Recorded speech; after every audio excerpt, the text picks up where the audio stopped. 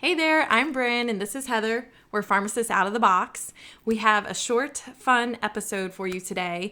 It has come to my realization that I really enjoy live music and experiencing the art, the artists getting into their songs, and just having something new to do out of your normal work life, family life. So I just wanted to share Sofar. It is Sofar, and it's hosted in many different cities.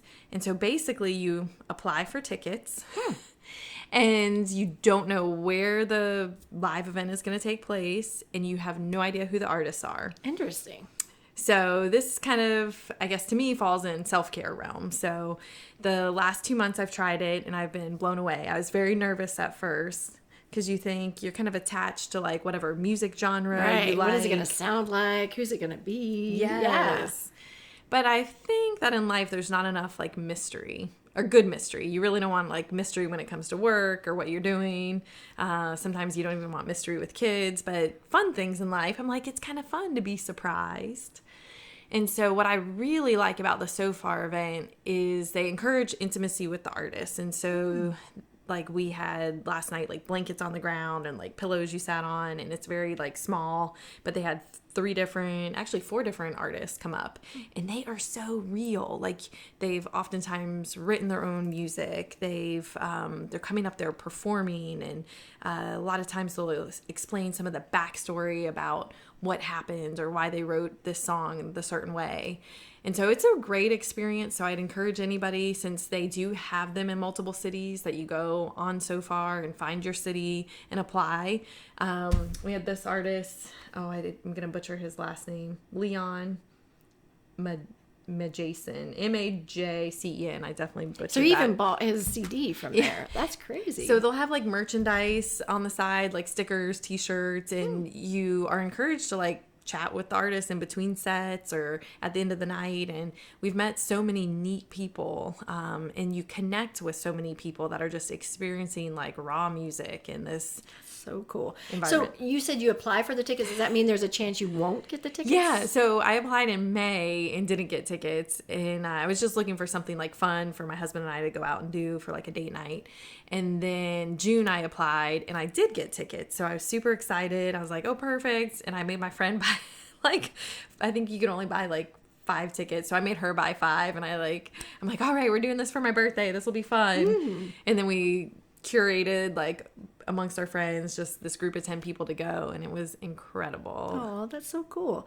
So is it always in the same venue? It's not always in the same venue. No, so they'll email you. So they'll email you like 24 hours in advance where it's going to be. So they'll tell you like the city, like, and then you'll get the emailed location, but you still have no idea who the artist is or who they're going to be. So that's the crazy thing. You go in and you're kind of finding your seat, and you have no idea. You could be sitting next to the next artist that's going to be playing. Like, or like my friend. Raw. Yes, yeah. My friend last night went, and this lady was amazing. She's like, here, I have this extra like pop up like chair, and it was super comfy. We're like, awesome, that's so cool. Turns out one of the musicians was her son, and so she was like down or up here from like, I don't know, Orlando or something. But it was just so neat to like kind of hear these backstories of people, or how long they've been playing, which kind of musicians inspired them.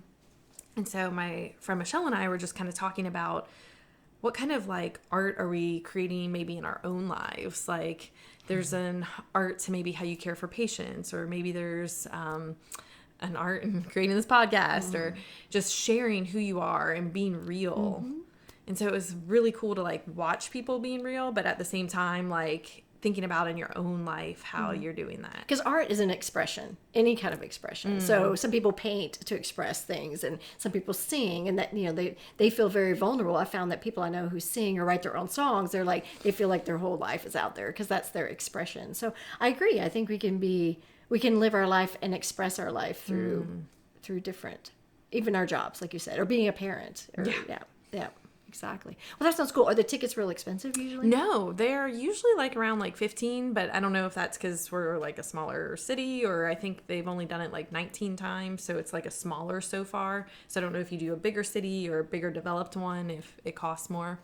But it's really neat to just have like a unique setting. You're taken away for a few hours, and you just get to really like get to know these artists or just experience music and just like this, I don't know, close-knit setting. It's really cool. That's fun. And it sounds like it's fun to get away and fill your cup and like have an adventure. It sounds very adventurous, like you don't know what's happening. So that sounds fun. Yeah. Sounds fun. So I definitely encourage people to enjoy your live music. And maybe it doesn't have to be as mysterious as that. Choose something you like, or where people are getting into just being real and open and sharing their gifts. We all have gifts. Yeah.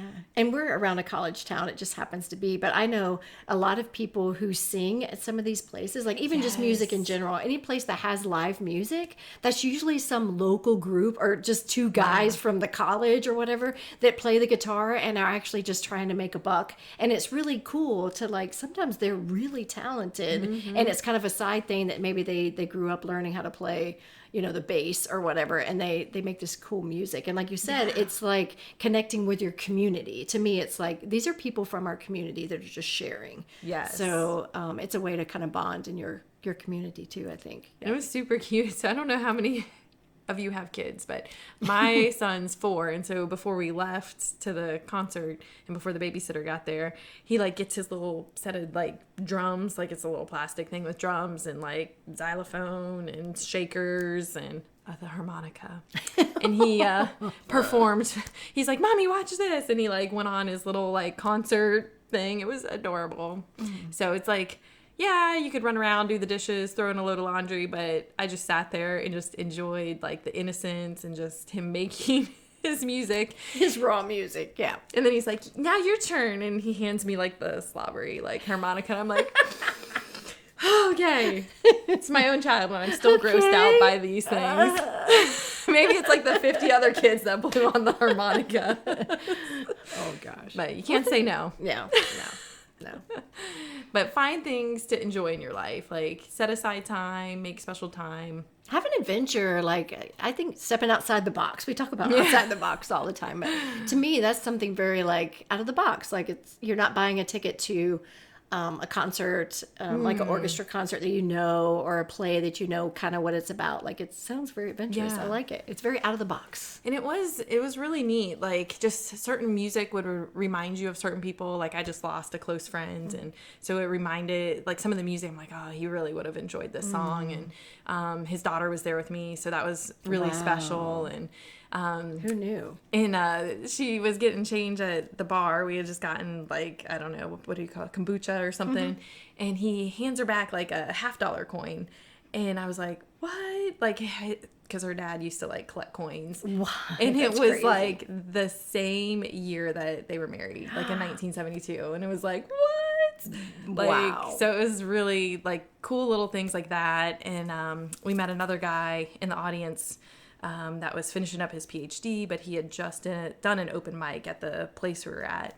And so I'm like, wow, that's got to be such an incredible rush to like perform in front of people and share your soul. Or so anyways, we were trying to encourage him to finish. We have a lot of pharmacy students that can relate to that. You're like almost to the finish line, or maybe you're not, maybe your first year. You don't know if it's what you want to do anymore. It's been such a long road. I've had students tell me that. Like, I don't even know if I want to do this anymore. It's like, no, but at least finish it. So like, you want to, at least you've worked so hard. Especially those 4th year students. You're like, you've got this. Like, keep on going.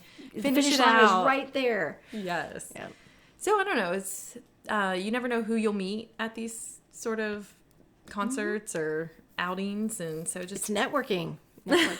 Always a good thing. yes, and enjoy more music in your life, or T-shirts, or support the artist somehow. So Support your community. yes, Build community. that's true too. Yeah, we ended up meeting so many different people in the community. You're like, and they work out at the gym, so we'll probably see them at the gym too. Cool. All right, so that's more self-care you can do. Yes. Awesome. But all right, guys, I'm Bryn. I'm Heather. Thanks so much. Pharmacists Out of the Box. Find ways to care about you and Fill your cup. share your gifts. See you next time.